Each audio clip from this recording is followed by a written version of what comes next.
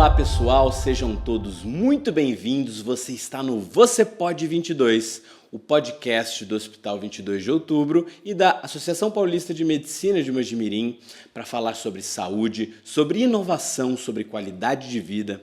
Meu nome é Elias Ajube, médico psiquiatra, sou vice-presidente do Hospital 22 de Outubro e presidente da Associação Paulista de Medicina. Nós temos aqui hoje o prazer de receber o meu querido amigo Dr.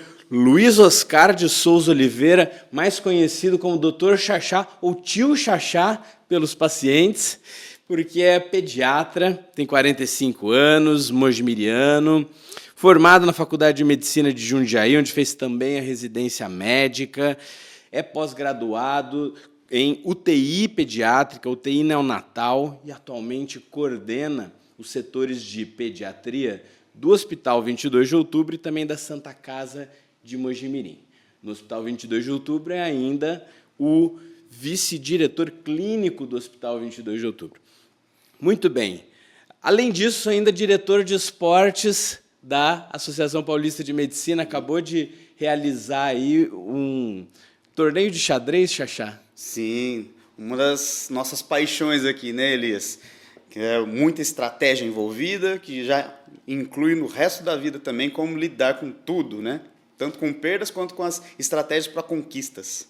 É verdade, pensar movimentos antes de agir. Sim. Xaxá, então, muito obrigado por ter vindo hoje aqui, é um prazer recebê-lo. E nós temos uma coisa importante para falar, Xaxá. A criança está com febre, primeiro dia de febre. E aí, o que essa mãe tem que fazer? O que os pais têm que pensar? Então, Elias, a parte da febre é o que mais assusta as mães, os pais, até as avós também, porque a febre já indica algum probleminha que a criança está tendo. E geralmente infeccioso. Mas, assim, no primeiro dia de febre, a gente não consegue determinar muita coisa, a não ser que a criança esteja muito mal. E o mal meio relativo, porque toda mãe vai achar que a criança está sempre muito mal. Agora, se ela está associada assim com uma dificuldade respiratória, vômitos que não cessam, manchas na pele, aí seria bom uma avaliação nesse exato momento, que é o que a gente geralmente fala que são os sinais de alerta. Mas a febre por si só é um indicativo que o corpo está reagindo. Agora, estar reagindo, ela pode ser bem eficaz e ter um sucesso provável em terminar o que ela está começando na defesa. Agora, se realmente assim, ela tem os sinais de alerta ou de repente a febre passa de 5 dias, aí seria bom uma avaliação, principalmente pelos problemas e as complicações que essa febre pode ocorrer de acordo com cada infecção. Então, no começo, o negócio é ficar atento com buscar os sinais de alerta e ter um pouquinho de paciência. Sim, e a gente vai tratando sintomas. Teve febre, pode dar um antitérmico e aí, uma vez que essa febre possa voltar, vai reobservando, sempre atrás desses sinais de alerta. Uma gargantinha inflamada, uma tosse, um vômito. Na maioria das vezes. E assim, numa regra básica, mas não muito literal, é que se você dá o remédio da febre e a criança se recupera a ponto de quase não estar nem sentindo nada, voltar a comer e assim, nas atividades diárias dela, geralmente é um quadro benigno. Agora, mesmo quando se dá o antitérmico e a criança, mesmo sem a febre, se mantém prostrada, aí é bom uma avaliação. Porque criança, para ficar prostrada, para ficar quietinha, amuada na cama, precisa estar doentinha mesmo, Tem né? que estar ruim, porque não é o normal da criança, e nenhum pai sempre fala isso. Tanto que uma das principais queixas é a criança não é assim. E a gente tem que confiar no que a mãe e o pai falam, que às vezes pode até ser exagerado, mas eles conhecem a criança no dia a dia muito mais do que a gente que está avaliando só no consultório ou na primeira vez. Perfeito. Igual a febre do dente? Esse mito da febre do dente também, que não existe, gente. Existiram vários trabalhos que, assim, muitos trabalhos que justificam a febre, mas existem milhares que dizem que isso não existe. Então, é melhor assim, a gente se basear na parte que possa ter outro problema, para não deixar passar, do que, de repente, assim, ela achar que é o dente e, de repente, a criança está realmente doente. Perfeito. Mas uma dorzinha de dente nesse período do nascimento vai fazer parte, às vezes. O incômodo de nascer o dente na criançada é evidente. A criança fica mais chatinha, às vezes pode soltar um pouco o intestino dela, por vários fatores que podem acontecer, né? E ela ficar assim, tentando morder tudo, inclusive o seio da mãe quando ela estiver nascendo, e o que atrapalha até a amamentação, e a mãe se sente assim, incomodada de dar o peito. Perfeito. Aliás, Xaxá, esse é um papo bom da gente ter, que é a amamentação. Naquele período em que a mãe está ali na amamentação exclusiva, principalmente nos primeiros 6 meses de vida, e ela sente que o leite do peito está acabando e a criança está chorando de fome. E aí, o que pode fazer? Olha, no começo da amamentação, toda mãe tem a sensação de que não está amamentando o suficiente, porque a criança ou de repente ainda não sabe mamar direito, porque ela nunca mamou antes, só tinha o reflexo da deglutição, mas não sabe. A sucção ainda não está tão... Não está aprimorada. Preparada. E daí a mãe também, dependendo de como for, ainda não entrosou com a criança. Então, por isso que às vezes as crianças mamam de 15 em 15 minutos. E a mãe fala, não está sustentando. E daí quando a gente vê o ganho de peso da criança, está maravilhoso. É que o negócio é que às vezes ela não tem o vigor físico para manter uma mamada adequada e ela cansa antes de estar satisfeita. E daí ela pegou fôlego, ela mama de novo. E nesse processo, até ela pegar o vigor físico de mamar bastante, vai alguns dias, ou dependendo de como for, algumas semanas para isso começar. Quando a mãe sente que não está tendo leite o suficiente, geralmente a criança está muito irritada, está querendo mamar mais vezes, mesmo sugando, e ela fica irritada no peito da mãe, inclusive, diminui a quantidade de fraldas durante o dia, e daí você percebe na criança mesmo que ela pode ficar até mais sonolenta, dependendo de como for, de tão irritada que ela fica tentando mamar o tempo todo e não consegue. Nesses casos, a gente reavalia para ver se a mãe realmente está com algum estresse que possa estar atrapalhando a amamentação, ou se de repente realmente o dia a dia dela não permite que isso seja possível, e na maioria dos casos, quando isso não acontece e ainda está longe de iniciar a introdução alimentar, a gente pode pensar em entrar com fórmula, mas assim, é só um evento de exclusão. Então, tem um montão de estratégias para a mãe conseguir deixar essa criança satisfeita, ajudar ela a ter mais vigor para essa mamada, eventualmente uma alimentação, uma hidratação mais vigorosa da mãe, e checar se a mãe está nutrida também, não é isso? Sim, é uma das coisas que eu falo no consultório até, porque a mãe, assim, principalmente no primeiro filho, ela tende a se isolar completamente e não pensar nela própria. Porque ela está com o maior tesouro da vida dela no colo e ela quer fazer de tudo para o melhor da criança. Aí, nesses casos, ela esquece de se tratar também.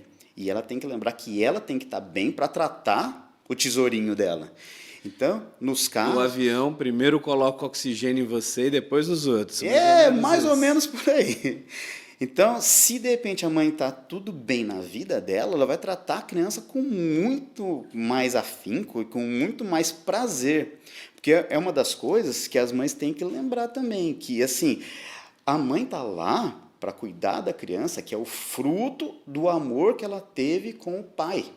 Ela é um fator totalmente importante para a criança se basear e crescer saudável também. Ela não pode se excluir nem nada do tipo. Então ela não tem que se cobrar a respeito de fazer o melhor que tem na literatura médica, que falam nos podcasts ou que ela viu no ChatGPT, por exemplo. Ela tem que dar o melhor dela. E o que vai fazer dela mãe, principalmente, Elias, não é o leite que ela vai dar para a criança. É muito saudável, é preconizado, é maravilhoso para a imunidade, para o crescimento, desenvolvimento. Só que o que vai fazer dela mãe de verdade é o amor e a educação que ela vai dar para o filho no decorrer da vida. Perfeito, perfeito.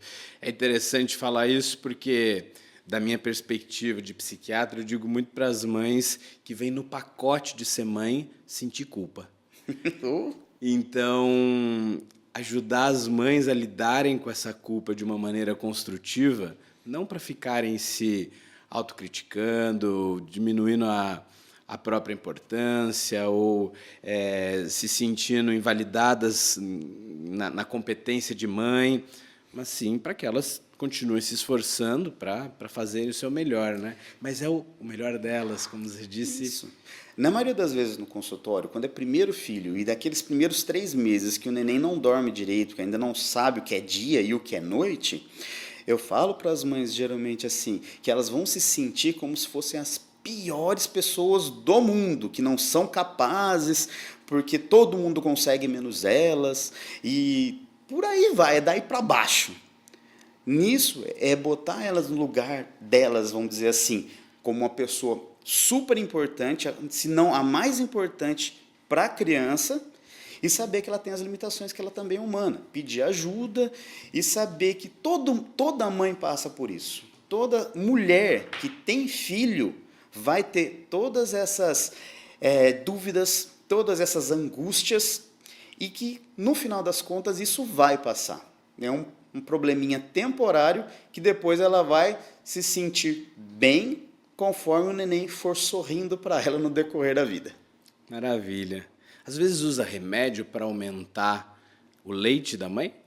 Existem alguns remédios que daí é mais indicado que o obstetra prescreva do que nós pediatras, porque depende muito do histórico hormonal da mãe também. Se ela tem algum problema hormonal, e daí a gente vai atrapalhar nessa parte hormonal, mesmo que seja com prolactina ou ocitocina, é bom que assim, ela tenha uma orientação adequada com o ginecologista obstetra dela. Essa dupla bate uma boa bola durante as fases iniciais entre a gestação, o parto, o começo do desenvolvimento da criança, o pediatra e o GO vão trabalhando bastante juntos, né, Xaxá? É uma dupla bem boa que a gente tem que ter bastante contato, mas como tudo também, fazer o coworking de tudo, tanto em especialidades quanto multidisciplinar também, a gente não pode ser uma ilha, né? A gente não sabe tudo. Então, se a gente tem alguém para ajudar a gente, o negócio fica mais completo, porque você pode ler um monte de coisa, mas a experiência conta bastante também, por ter visto vários casos e saber lidar com os diferentes aspectos do ser humano. E tem idade certa para interromper a amamentação, Xaxá? Não tem uma idade certa. A idade preconizada é até os 2 anos de idade mamar no peito. Mas é difícil atualmente nas mães, principalmente aquelas que já se sentem assim úteis no seu dia a dia, trabalhando, sendo profissionais e tal, elas entram numa dualidade que elas não sabem se vão ser mães ou se vão ser profissionais, porque às vezes é incompatível uma coisa com a outra, porque o neném requer atenção o tempo todo. E ela sendo uma profissional assim, de sucesso e muito eficaz, às vezes ela deixa de produzir o tanto que ela produz. E daí isso é um problema que passa na cabeça das mães, que elas têm dificuldade até para controlar. Então, o equilíbrio sempre é importante. Por isso que a ajuda também, nesse caso de tomar conta, é adequado também para a mãe manter uma sanidade e ainda saber que ela ainda, além de mãe, ela é uma pessoa. E ela é uma profissional que pode exercer o seu ofício, entendeu? Lidar com esse ofício, lidar com essa coisa do trabalho e lidar com a questão da culpa de novo, porque a mãe sente culpa, eu amamentei de menos, só 6 meses, só 1 ano, ou então, eu estou amamentando demais, eu ainda não quero parar, meu filho já tem 3 anos e meio, eu não parei de amamentar ainda, me dizem que eu estou errada. São escolhas da mãe, na verdade. Não é uma coisa que a gente vai apontar o dedo e falar que está errado. Se ela prefere amamentar o filho e tomar conta, maravilhoso para o filho também. Mas se de repente ela assim, não, mas eu preciso manter a casa, eu preciso ajudar nas contas junto com meu marido e tal, ela está pensando na família também. Então não dá para condenar uma pessoa dessa também. Então vai das escolhas de cada uma e daí, a partir dessa escolha, ela adaptar da melhor forma possível, sempre visando assim o melhor tanto para ela quanto para a criança e para a família num todo. E na ajuda dessa compreensão de que não existe a mãe perfeita, né? Sim. Citando Winnicott, um autor que é da área da psicanálise, não existe a mãe perfeita e sim a mãe suficientemente boa. Então, ser a mãe suficientemente boa é que é a busca, não é isso? Sim, ela tem que ser o suficiente para a família dela. E por falar em família, Xaxá, dormir na cama dos pais. Me conta sobre isso. Tá certo, tá errado, como faz, lado bom, lado ruim? A cama compartilhada, né, quando acontece, é que na maioria das vezes a criança não vai dormir direito no bercinho. E daí a mãe tem que levantar o tempo todo para amamentar, porque o jejum da criança nos primeiros dias vai mais ou menos assim de 2 a 3 horas. Daí ela já está com fome e precisa mamar novamente. E daí, quando a criança tem o vigor suficiente, ela vai chorar ou vai resmungar, e daí é quando a mãe sabe que precisa amamentar. Aí, quando ela vai amamentar, ela levanta, amamenta, daí mais aqueles 10 minutinhos para arrotar, põe a criança de novo no berço e vai dormir. Aí dorme mais um pouquinho, dependendo do vigor da criança, ou de repente a criança não quer dormir mesmo, e daí tem que ficar passeando na casa. E daí, numa dessas, se a criança está deitada do lado, às vezes fica mais fácil para a mãe e um pouco menos trabalhoso também, né? Menos exaustivo. Difícil é tirar da cama depois. Né? Esse é o problema. A criança depois vai ficar tão acostumada a ficar lá que às vezes ela só põe a mão, sabe que a mãe está lá, ela já fica mais tranquila, mas atrapalha o sono dos pais. E também um fator importante para a gente lembrar é que atrapalha a intimidade dos pais também. Que tem que lembrar que ela é o fruto do amor dos dois. E os dois estão lá para cuidar da criança. O pai não é um mero coadjuvante. Ele está lá para ser o suporte da mãe nessa hora. E se atrapalhar o convívio conjugal dos pais, aí o casamento começa a ficar difícil. E ficando difícil, isso é outro problema para a mãe administrar, que já tem um neném que fica 36 horas por dia precisando dela. Quantas vezes eu já escutei as mães contando, olha, eu estou tendo que administrar 2 bebês em casa, meu marido regrediu, ele quer minha atenção também, a criança já toma toda a minha atenção. Isso quando mãe não tem outro filho. Né? Quando tem outro filho, então, geralmente eu falo, inclui ele no cuidado. Porque a criança pequena também requer cuidados, fica o tempo todo pedindo colo ou atenção da mãe. Quando nasce um nenenzinho, então, que precisa de cuidar o tempo todo, porque senão não se sustenta, a criança menor, o irmão mais velho ou a irmã mais velha, tem que entender essa parte. Só que como que você vai dialogar com uma criança dessa? Então, a dica, geralmente, é você pegar esse irmão ou irmã mais velha e trazer sempre para os cuidados do neném mais novinho. Porque daí ele vai se sentir incluído na família como um membro importante e necessário para que o irmão mais novo ou a irmã mais nova desenvolva bem, sendo assim importante, entendeu?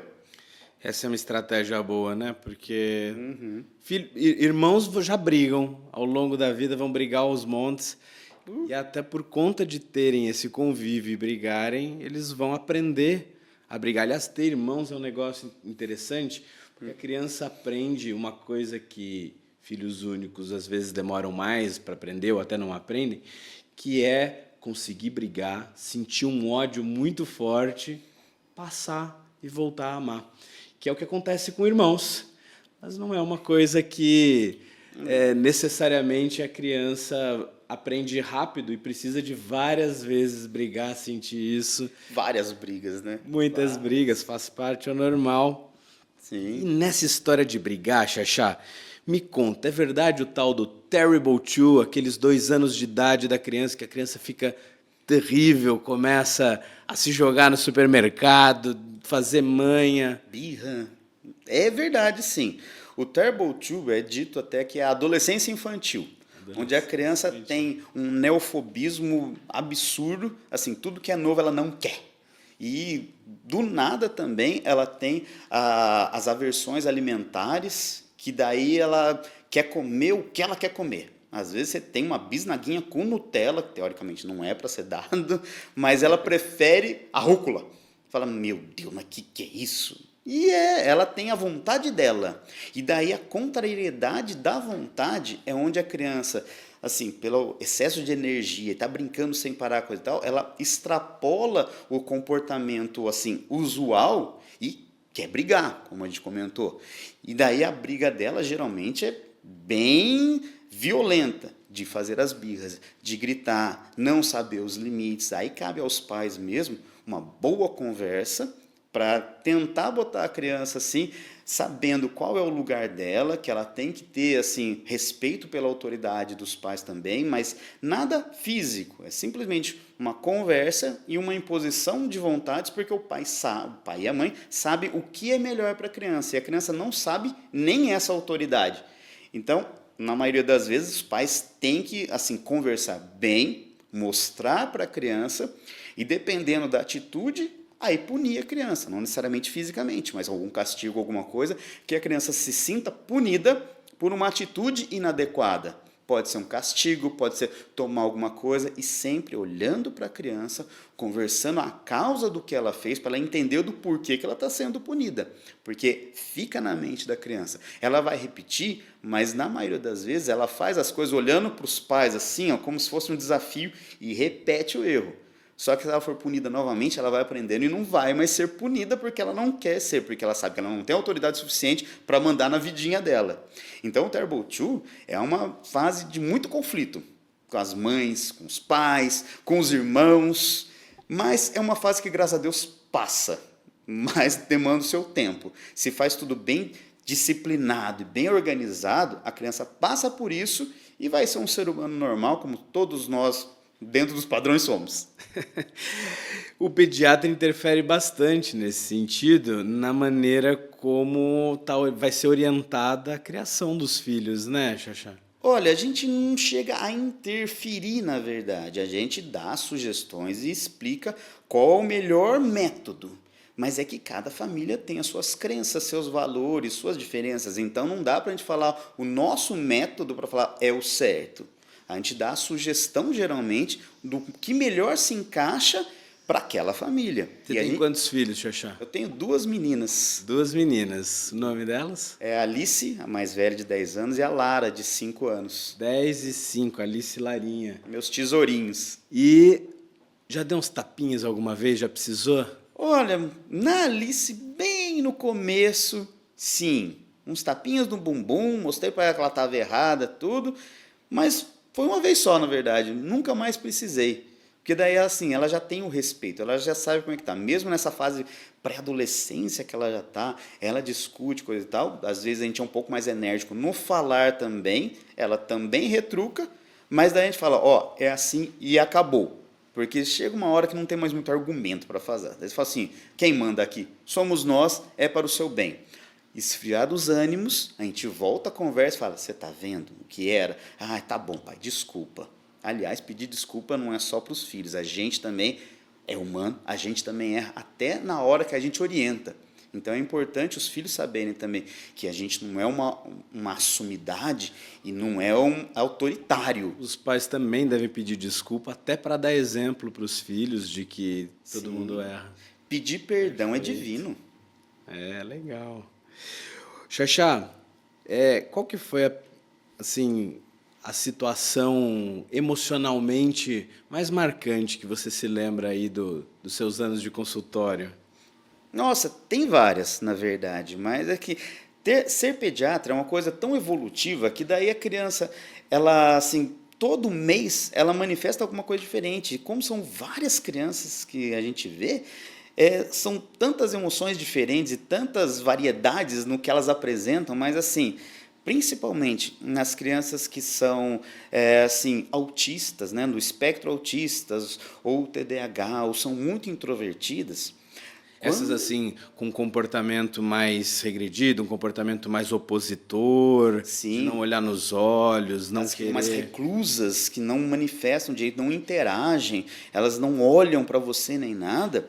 Essas são as crianças mais difíceis para a gente lidar, porque quando a gente conversa com a criança, eu geralmente converso assim, olho no olho da criança, conversando e falando assim, o que você acha?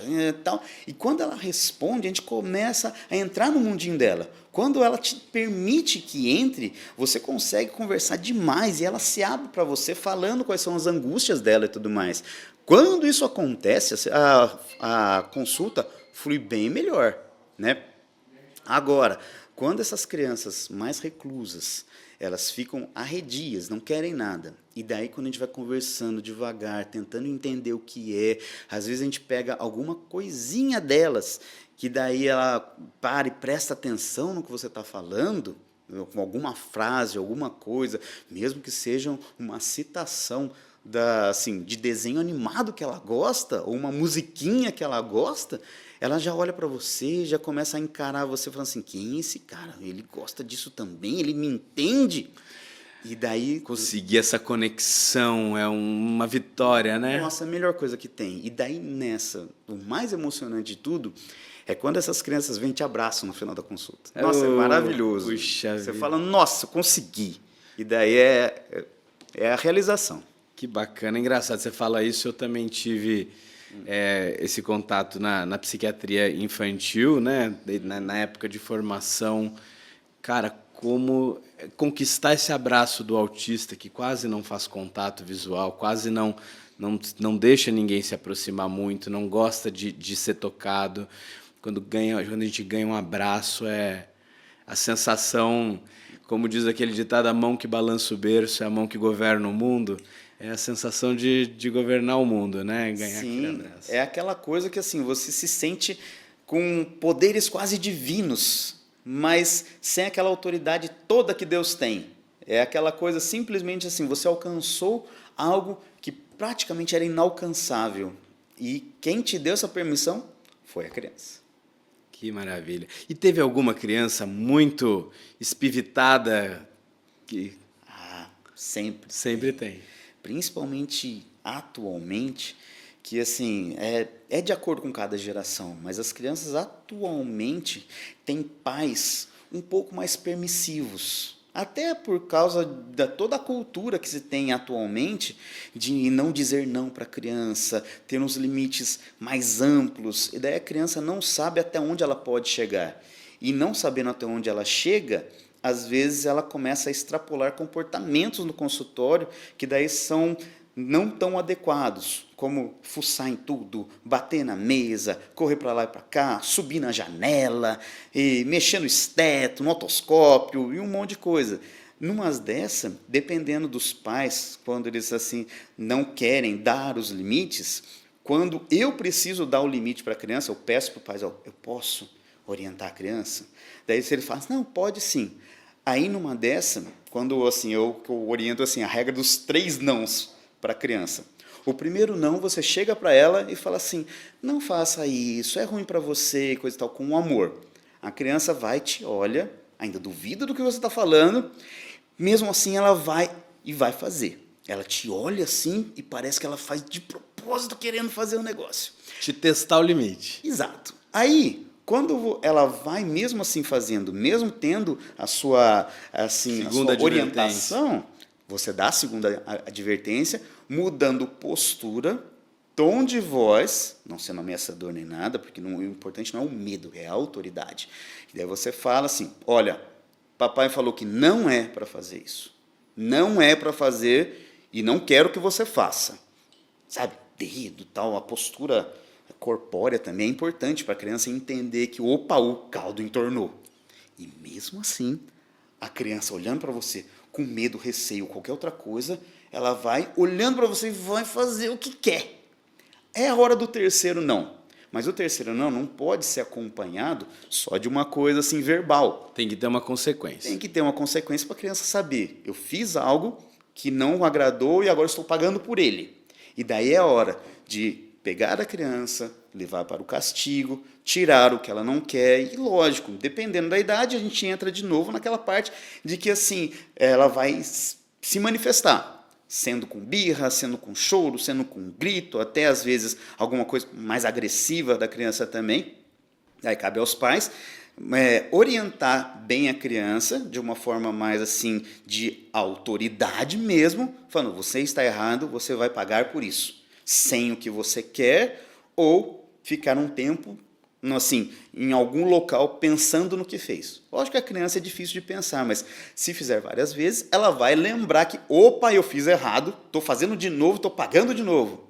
E aí ela vai reconhecendo a autoridade do pai ou da mãe que manda sobre ela, mas lógico, para um determinado fim, que é ao favor dela no final das contas. Nesse sentido, Xaxá, tem aquelas crianças que têm uma alimentação muito restrita, elas não aceitam comer direito, nutritivamente, como indicado, elas só comem, por exemplo, macarrão, ou arroz, ou só ovo, ou só pão. Uhum. E aí, como lida com isso? Isso é muito angustiante. Os pais olham a criança não comendo outra coisa, vai ficar com fome, e aí... Aliás, a mãe adora também chegar assim, não está comendo nada. O principal, ainda mais no Terrible 2, é aquela coisa que ela não come nada. Na verdade, ela come só os carboidratos, ou só toma o leite. Que a criança tem até os 2 anos, ela tem uma reserva energética muito grande. E para ela sentar e comer, perda de tempo. Ela quer gastar essa energia, quer brincar, quer explorar o ambiente. É desinteressante sentar e comer. Exato. Não tem porquê na cabecinha dela. Então, nessas horas, vale muito a disciplina alimentar dos pais para falar, hora de sentar, hora de comer, vamos todos fazer isso. Sem e daí vira um celular. hábito. Sem telas. Que justamente ela vai estar focada no ato de comer, que é a união familiar quando acontece isso daí. Agora, a seletividade alimentar é uma barreira que tem que ser vencida dos 2 aos 4 anos de idade. É difícil você manter uma criança... É mais difícil vencer depois disso? Muito mais. Se ela já cresce com hábitos do que é o que ela quer e não do que ela precisa, isso ela vai levar para o resto da vida dela em outras áreas da vida. Em relação a trabalho, em relação a relacionamento. E ela vai ser uma pessoa frustrada quando ela não conseguir o que ela quer e não vai saber lidar com esse luto que ela tem de não conquistar o almejado. Legal, entre os 2 e os 4, então, é uma chavezinha para abrir um caminho de maior sucesso, de maior capacidade de flexibilização. É uma idade muito importante que a gente consegue moldar mais ou menos os nossos filhos para o que eles vão encarar no futuro. É bem precoce essa parte, às vezes os pais nem têm muita habilidade nem experiência para manusear tudo isso. E o excesso de informações que se tem atualmente é que deixa os pais perdidos nisso, que eles não sabem até onde vai o não, até onde tem a permissão de fazer as coisas e se de repente está certo ou não a atitude deles. E isso é que deixa os pais meio assim despreparados e daí não sabendo como lidar com um filho que faz birra, que faz o que quer, que briga, que envergonha eles no supermercado, por exemplo. Então, nessas horas que é onde a gente entra e dá as orientações, que eu falei, de acordo com cada pai, cada mãe que a gente tem, para entender quais são os valores e o que eles querem da criança. Não necessariamente a gente vai conseguir o que eles almejam para a criança, mas a gente consegue lapidar para ter um caminho de encontro que depois dos 4 vai ser mais fácil de lidar. Maravilha. E a questão do falar, a idade de falar? Às vezes os pais chegam muito preocupados, os filhos estão lá já com seus 3 anos de idade, ainda não estão com o desenvolvimento da fala se mostrando. E aí? A fala da criança vai se desenvolver de acordo com a necessidade que ela tiver de se comunicar. Não é uma coisa inerente do ser humano falar, né? Se ela tem a necessidade de falar, de se comunicar, ela vai aprimorar essa habilidade. Se de repente ela aponta para a coisa, a mãe e o pai entendem o que é, sem que ela verbalize, os pais já resolvem e fazem, a criança não vai aprimorar essa habilidade. Por isso que, na maioria das vezes, as crianças, quando querem alguma coisa, é incentivar ela a verbalizar e falar, água, você quer água? E lógico, tem que ser, começar com substantivos ou verbos, assim, com uma palavrinha só, para a criança associar assim, a ação à conquista ou ao objeto ao seu objetivo. Então, quando a criança apontar e falar e querer alguma coisa, a gente verbaliza com palavras pequenas e conforme for também a idade da criança, até falar um pouquinho errado, até bonitinho, né, para a criança, água. Daí ela vai entender, ela vai olhar para os pais, vai observar a movimentação e ela vai começar a fazer.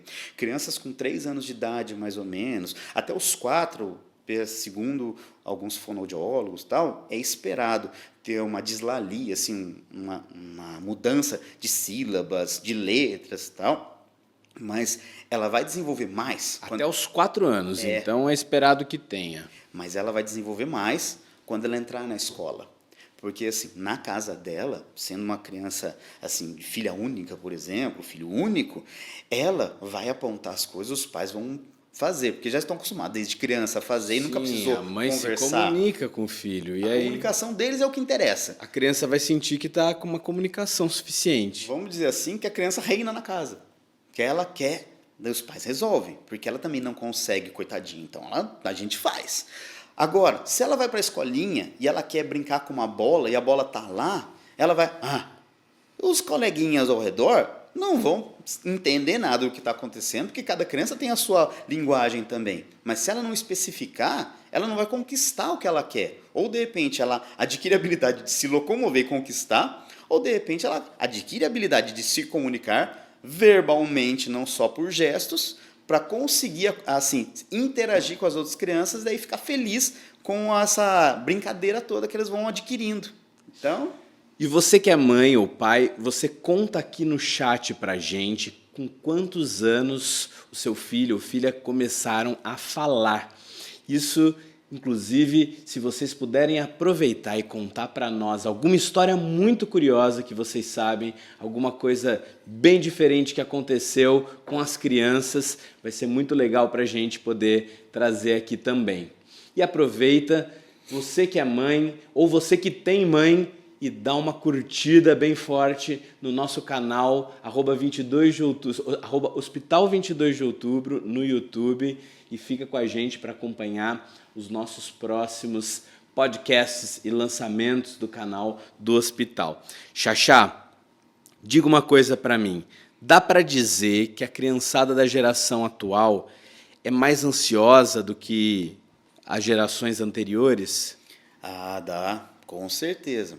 A gente está muito nessa parte da ansiedade em relação ao que os pais também, a gente comentou, de comportamento dos pais e a autoridade dos pais. E muito disso também está associado ao excesso de informações que a criança também dispõe. E nisso ela vai ter principalmente as telas para atrapalhar. Porque às vezes a própria criança vai ficar vendo vários vídeos, tendo várias ideias e tal, e essa coisa de receber informação sempre pronta atrapalha na mente das crianças a criar, a imaginação delas de poder brincar ou assim criar alguma coisa para elas desenvolverem. Uma criança que não sai das telas provavelmente vai ser menos criativa? Provavelmente, porque ela está acostumada a ver e não a criar. Se ela, assim, vê livrinhos, a mãe conta histórias e faz a mente dela viajar, a criança vai ter, assim, um momento dela com ela mesma, com os pensamentos dela para organizar.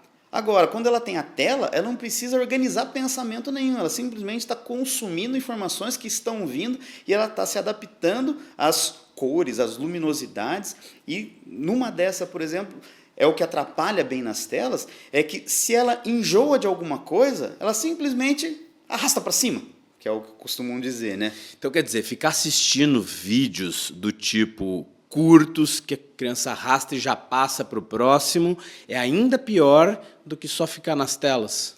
É ainda pior, porque numa dessa, por exemplo, é o que as crianças ficam bem frustradas, porque elas não lidam com frustração. Se depende de algo que elas não gostam, elas simplesmente excluem aquilo e passam para a próxima. As crianças não têm uma persistência no ato ou assim, na execução de qualquer atividade que elas tenham. Elas simplesmente, não gostei, eu apago e faço outro. Então, esse tipo de ficar demais em telas e também esse tipo de vídeo rápido que pode ser passado rápido, ou o joguinho que é rapidamente trocado por outro, isso vai gerando um cérebro mais carente por recompensa e também mais reclamão nos momentos em que não está tendo essa recompensa? Todo mundo busca alguma forma de recompensa, seja para o próprio prazer, ou seja pelo alívio de uma necessidade? Pela sua autoafirmação de conquista. Mas, assim, às vezes a conquista é mais difícil. E se, de repente, você tem uma outra opção que não seja essa, a criança, geralmente, quando tem essa opção, ela desiste de uma e parte para outra. Só que se a outra também chega numa fase que fica mais difícil e existe outra, ela exclui essa e passa para outra.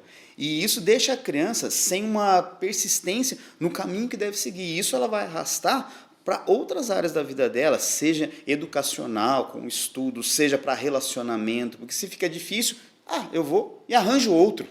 E daí nisso a criança não tem aquela vontade de resolver. Ela simplesmente está lá, assim, eu chego até aqui, não deu certo, eu parto para outra.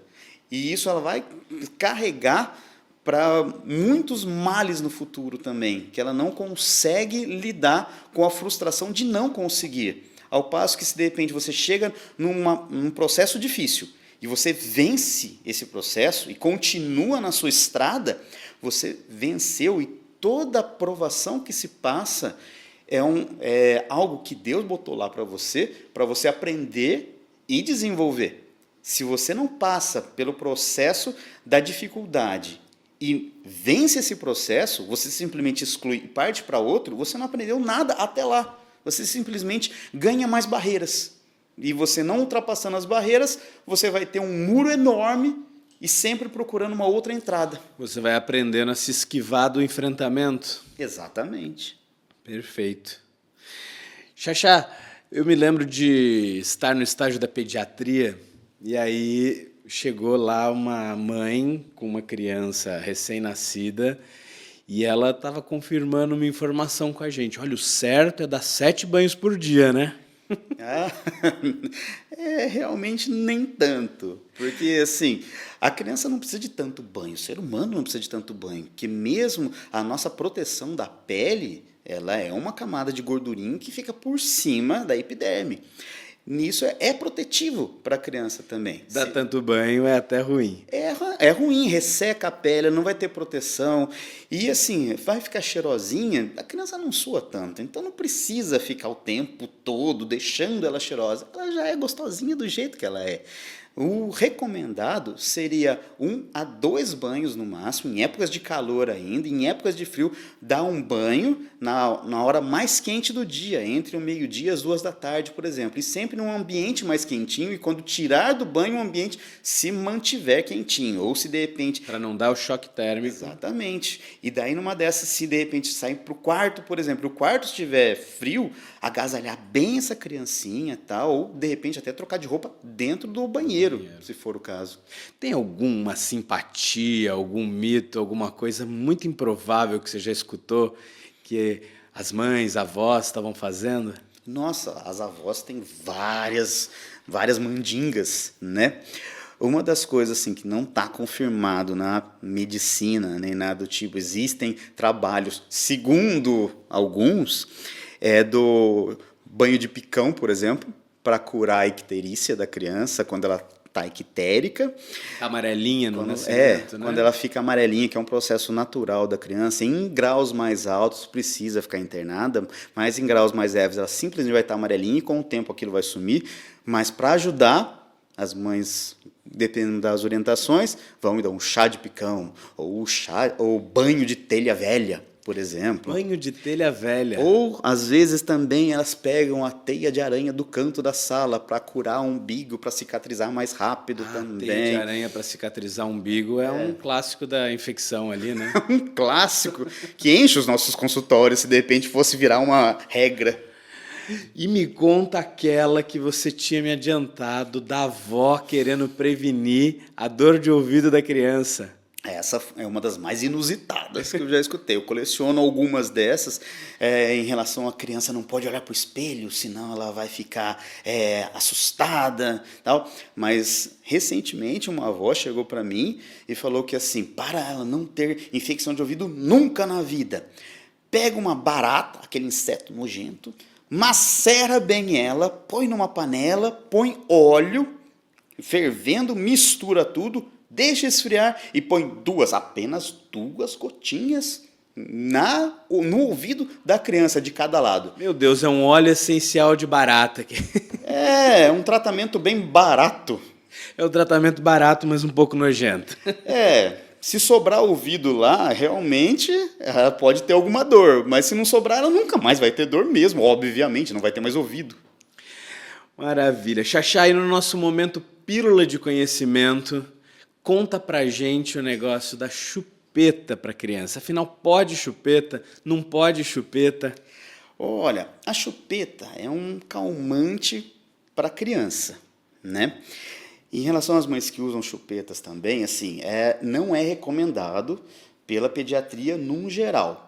Porém, a gente entende que vocês estão exaustas, a criança pode estar tendo cólicas, ela precisa acalmar de alguma forma, às vezes ela não está consolável de jeito nenhum, e a chupeta é uma escapatória. Porém, a chupeta pode causar alguns problemas de dicção na criança, que atrapalha um pouco a fala, atrapalha a respiração, chega a ser uma sucção não nutritiva e daí atrapalha a dentição da criança nessa parte também. E no futuro vai dar problema para ela soltar essa chupeta e largar, porque nada ela sempre vai recorrer à chupeta nos momentos de frustração. Para qualquer coisa que ela esteja frustrada ou não goste e tal, ela pega a chupeta e começa, entendeu? Nessas horas, aí vai ser um pouco mais difícil de tirar, um trauma um pouco maior para a criança. Se vocês, mães ou pais, conseguirem acalentar a criança da forma que vocês acharem melhor e funcionar, por mais difícil que seja, vai ser mais benéfico para vocês e menos dramático no futuro para tirar essa chupeta. Então, escreve aqui pra gente no nosso chat se você deu chupeta para sua criança ou se você usou chupeta, até qual idade quando você era criança e se foi difícil de tirar essa chupeta. Xaxá, nós estamos indo para o nosso momento de encerramento. Eu queria te agradecer de novo, a conversa foi uma delícia aqui, falamos de várias coisas interessantes. Sim. Deixa pra gente sua mensagem final, então. Minha mensagem para você, mãe, de primeiro filho, ou de repente um filho novo, que cada filho é diferente um do outro mesmo, não se sinta desesperada, não se sinta sozinha nem nada. Busque a sua rede de apoio para te ajudar nessa hora difícil, principalmente nesses primeiros 3 meses que a criança dá um pouquinho mais de trabalho porque não dorme. Saiba que os seus nervos vão estar aflorados justamente pela privação do sono. E qualquer dúvida que vocês tenham, busque a orientação do seu pediatra, que pode falar o melhor caminho para vocês seguirem para passar essa fase mais difícil. Tá? Mas não se sintam na obrigação de ser o melhor que o seu filho pode ter. Seja você o melhor que você possa ser. E ele vai observar esse esforço que você tem em cuidar dele, esse amor todo, e vai transferir isso tanto para você quanto para gerações futuras também. Muito obrigado, Xaxá. Pessoal, segue a gente nas redes, faça aqui o seu comentário. Um abraço para todos e até a próxima.